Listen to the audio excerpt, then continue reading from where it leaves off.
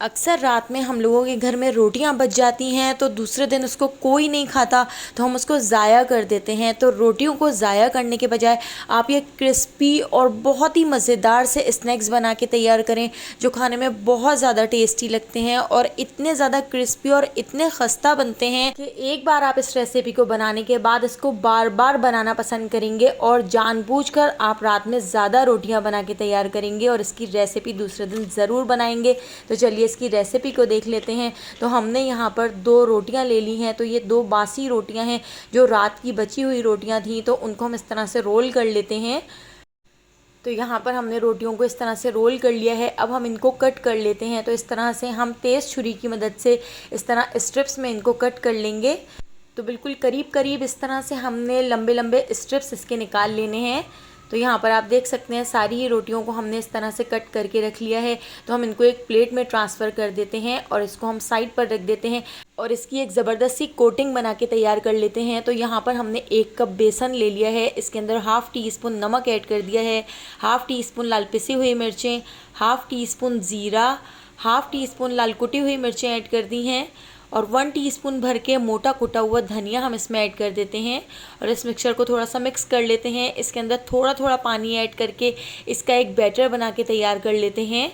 तो बैटर हमें जो बना के तैयार करना है उसकी कंसिस्टेंसी ना बहुत ज़्यादा पतली होनी चाहिए और ना बहुत ज़्यादा थिक होनी चाहिए। तो यहाँ पर आप देख सकते हैं हमने इस तरह की कंसिस्टेंसी का बैटर बना के तैयार कर लिया है, यानी जिस तरह हम पकौड़ों का बैटर बना के तैयार करते हैं तो बस उसी तरह का हमने यहाँ पर बेसन का बैटर बना के रेडी कर लिया है। अब इसके अंदर हम ऐड कर देते हैं बारीक कटी हुई हरी मिर्चें और यहाँ पर हमने बारीक कटा हुआ हरा धनिया और थोड़ा सा हमने यहाँ पर पुदीना इसके अंदर ऐड कर दिया है। पुदीने से अच्छी सी खुशबू आएगी। इन दोनों चीज़ों को अच्छी तरह से मिक्स कर लेते हैं। तो यहाँ पर जो हमने रोटियों की स्ट्रिप्स कट की थी उनको हम इस तरह से बेसन के अंदर कोट कर लेते हैं।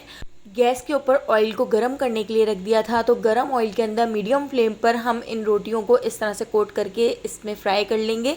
तो बहुत ही अच्छा सा कलर आने तक फ्राई करेंगे। तो बस मीडियम फ्लेम पर फ्राई करना है। तो यहाँ पर आप देख सकते हैं बहुत ही ज़बरदस्त सा कलर आ चुका है।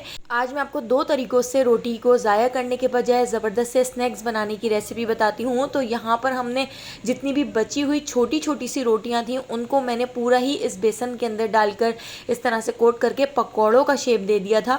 तो ये रेसिपी भी बहुत ज़्यादा टेस्टी बनती है और बहुत ही क्रिस्पी बनते हैं।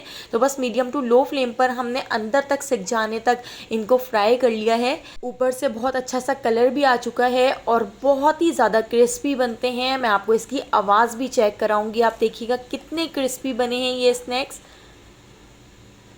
रेसिपी पसंद आई हो तो लाइक, शेयर और सब्सक्राइब करना बिल्कुल भी मत भूलिएगा। और अगर अभी तक आपने मेरे चैनल को सब्सक्राइब नहीं किया तो मेरे चैनल को सब्सक्राइब कर लीजिए और बेल आइकॉन के नोटिफिकेशन को ज़रूर ऑन कर लीजिए, ताकि डेली जो मैं बहुत ही मज़ेदार सी वीडियोस अपलोड करती हूँ उनका नोटिफिकेशन आपको फ़ौरन मिल सके और आप मेरी सारी वीडियोज़ वॉच कर सकें।